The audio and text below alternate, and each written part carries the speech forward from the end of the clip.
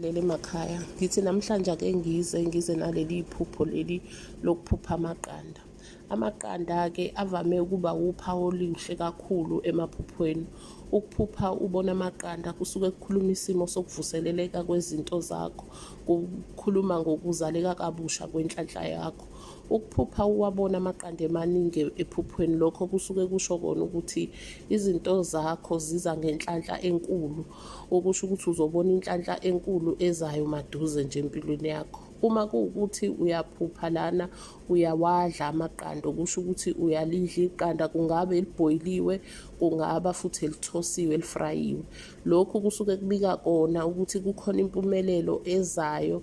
Leyo mpumelelo leyo izovela ezimweni zakho zemizamo, kwimisebenzi yakho yokuzama ukuzondla, okusho ukuthi kukhona okuzolunga emsebenzini, kukhona isimo esizolunga esizoza nento ezokuthokozisa, ezokondla, ezokuvulela kwizimo zokukwazi ukuthi ube stable kwizimo zakho zemali.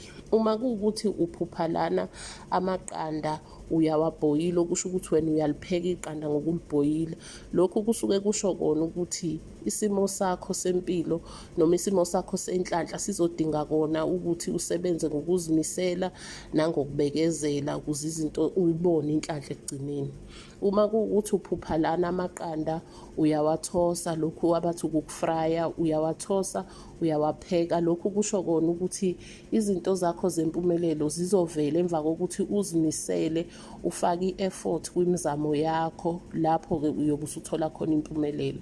Uma kuwukuthi uphupha lana uyawabulala amaqanda, uyawaphonsa mhlampe noma awangephutha. Lokhu kusuke kubika kona ukuthi kunezinto ozenzayo wena empilweni ezikwenza ukuthi ubulale inhlanhla yakho. Kungenzeka ukuthi kukhona into ethile ekukhungethe empilweni yakho, mhlawumbe ungayazi.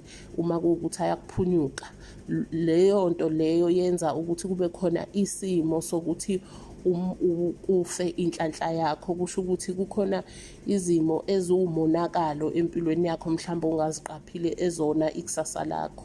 Uma kuwukuthi uyaphupha lana ubona amaqanda abolile, lokhu kusuke kusho kona ukuthi kukhona izimo eziza ngenkathazo empilweni yakho, ezizoba ama-disappointment amakhulu kwikusasa lakho, ziphinde futhi zikuphuce inhlanhla yakho. Siyathokoza kakhulu.